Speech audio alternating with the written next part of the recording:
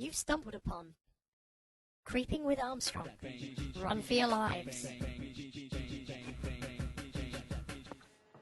A picture here of Gary Glitter groped me aged 8 next to Dad. My God, is that him? Yeah. Oh, Lord of mercy. I just reading. It was just. This is ridiculous. It's like he's like the devil. The way they're writing about this. Okay, and obviously all it is. What's impressive is that he's on the beach there, obviously on some terrible, predatory, paedophile holiday. No, he's not. He's not. He's kept the giant-sized wig on. Yeah, but the thing is, though, he might not be. Like, even paedophiles aren't paedophiles 24/7. Yeah? But someone's got their picture taken with him. Well, what it is a picture on the beach with his arm around a little girl, right? Mm. But if you meet any celebrity and they ask you to take a picture, they're going to put their arm around you, or you put their arm around. Right? It's not necessarily. This is one of his paedophile victims. Well, okay, fair enough. But all it is this girl obviously had a picture of her when she was 8 with Gary Glitter. I thought, right, okay, I'm going to make some money out of this. So who's sick here? Someone who thinks, okay, I'm going to make some money out of someone being a paedophile, isn't it? I see what you're getting at. Yeah, but just read some of the. No, I should point out that it's ironic that her father, who is just feet away from her, looks just like a mini-me version. But has he got a really long ponytail over his shoulder? Yeah. Ooh, I don't know what it is, to be perfectly honest. Yeah. But the way they write this is as if like it's Hitler.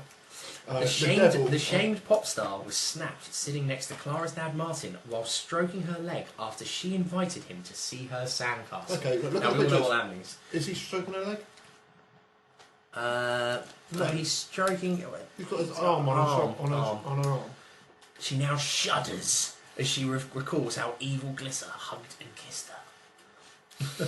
Clara, now 21, recalled, "Me and my family were big Gary Glitter fans." And when we saw him when we saw him floating on the sea on a lilo, we were like, "Wow!" Look in the ocean. That's Gary Glitter. Wow. And just how amazing that was. We are as a family. Massive Gary Glitter fans. I can remember this family meeting when we got together and go, right, we need to be a massive fan of someone. Who can we all agree on? Yeah. Who's the best? Oh, Jonathan King. No. But like I said, I really like the Who. Chris Lang. No, I always like to think that pop stars are always accompanied by 3-second bursts of an intro of one of their tracks or a hook of one of their tracks. Like I always think that Elvis should be accompanied by the opening chords of Jailhouse Rock. Gary Glitter should always be accompanied, surely, by "Come on, come on, come on, come on, come on, 2, 3." Hello, I'm disgraced. I'm not star. Okay, read the headline here. Spurned lover concocts its Darlek Kidnapper and rescue plot to win back heart of ex-girlfriend. Pass me that story. There's a big Dalek there. Yeah, well, this is not the best picture, but the best picture was in the Telegraph. But the story, the journalism wasn't quite as sensational as the Met. Spurned lover James Wakefield devised a kidnap and rescue plot involving a Dalek disguise in an attempt to win back his ex-girlfriend. Let it go, mate. A man who'd been dumped by his girlfriend offered a friend 20 grand to kidnap her while disguised as a Dalek. I love the way he's specified. James Wakefield's bizarre plan was for Aaron Rawson to don a £40 toy Dalek voice changer helmet from Woolworths so that the woman wouldn't recognise him. He then abducted from... Oh, see, now it gets a bit sinister. He would then abduct her from her home at knife point and take her to a woods. Wakefield would arrive to rescue her in the hope that this would win back her affections. Genius! Yeah, but I originally heard the story he was going to rescue her whilst dressed as a doctor. Oh, I see. This is the Back to the Future ruse. How to make your mum love your dad. Yeah. Sort out the bully. James Hepp, prosecuting, said any reservations that Wakefield was being less than serious were soon dispelled by those purchases. Rawson claimed that he thought Wakefield was joking until the next day when he brought the helmet along with other equipment, including night vision goggles. How does that work in conjunction with the Dalek helmet? Yeah, well, surely Daleks can see in the dark anyway. You can't. I'm thinking about having the Dalek helmet on my head. Yeah. But the night vision goggles... But you wouldn't want to have vision impaired. Vision. That's true. But handcuffs, an air pistol, always good, a balaclava, and a boiler suit. He's one of Devo. Rawson abandoned the plan after twice waiting outside the home of the woman who cannot be named for legal reasons in Newark, Nottinghamshire. Once he fled after being spooked by a cat. It's a cat! I'm going to run for it! It's a cat! Run! Abort! Abort! Be mine! But you like... Wakefield of no fixed address. There's always the sign. Scarrow. The second time he ran off after being caught in a car's headlights. With a Darlek helmet on. And a boiler suit. That must be the point in your life where you think, I can fall no further. Yeah, but 20 grand's 20 grand. Oh, dearie me. Right, okay, he denied conspiracy to kidnap, but was found guilty at Nottingham Crown Court. He was jailed for 14 months. Rawson, but that's the sort of thing, though, like, because I don't know anything about prison life, but I assume that when you're in there with people that inevitably say to you, what are you in here for? The poor guy, when he has to turn around and go, oh yeah, I want to be kidnapped from Mr. Darlek.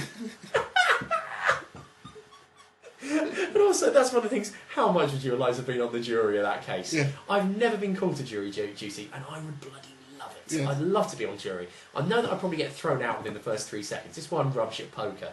Yeah, and indeed, anyone out there who knows me knows that I have a far too much of an expressive face. Yeah, and if he's trying not to be expressive, he will be... Yeah. Oh, just doing some of them now. Yeah. Look at that. So when someone says, so when the accused here was seen dropping out of the back window of 34 Acacia Avenue, I'll be there going... Yeah, so not only is he doing really obvious facial, he's making sound effects as well. I'm doing BBC sitcom sound effects. Ah, brilliant. So jail for 9 months, suspended for 18 months. He was also handed a supervision order, made the subject of a curfew. That's got to suck. Yeah. In order to attend an alcohol treatment program. Alcohol was involved in this case, never. Mr. Justice McClung told the pair was despicable and cowardly and truly idiotic. Yeah. Wakefield had lived with a woman who could not be named for legal reasons for 6 months before she ended their relationship 3 days before Christmas. No. Oh! So do you think maybe he bought her the Darlek voice changer helmet for maybe they used Christmas? to watch Who together. Yeah. It's a loving couple. But I think he had got the helmet for it, and he thought, I'm going to get my use out of this. Yeah. Martin Elwick, defending Wakefield, said Ralston was acting on a frolic of his own and called the plot unworkable, balmy and bizarre. That is absolutely brilliant. I've got to say, that is copper bottomed. Awesome, awesome, awesome. Terrible that, you know, the ordeal that the girl would have gone through, but I just like the way that he sat down and thought, now, how can I get her kidnapped? No, first of all, how can I get her back? Right, I'm going to get her I'm going to kidnap her. That, if there's one thing that a woman loves, it's being rescued by your ex-boyfriend, who she's obviously done 3 days before Christmas for being drunk. And being of no fixed abode. Both. Yes, because we're off out now because to celebrate Ross's birthday, and the idea has been put to us that we should have done half now and then half when we get back so you can compare and contrast. But now, Ross, professional that he is to the absolute end, has said, I'm not sure about that, James. I really don't think that's a good idea. Oh, so, what do you think of the little top and tails I did? Can you understand what they're saying? Some people saying they can't. Which bits? With like what about the t-shirts? Yeah. Yeah. I've heard that, and they liked it when I said, they're going to be swinging to the beat, and you very cleverly put some music, which made it sound like I'd cued it in magically, which is something I often wish I could do in my life to say. And now, it's like I've always wished that I in the middle of it, so I could levitate and do some Cossack sort of moves in the air, like in Top Secret. Yeah. That'd be good. So, like I say, let's just say if someone could give me a beat, pow, how can? Well, I can do it for you now. Start again. There you go. But you got to do an outro now with where you cue them a little bit of a. All right. Okay. Well, because that's the thing is. In many ways, it's been an underwhelming summer in Great Britain because there's not been a lot of sun. But when it comes down to it, I like to think in my heart we're never far away from a bit of a groovy beat. So that's goodbye from me. And it's a very, very funky goodbye for me for now. And we hope to speak to you again later on. Okay, bye. Bye.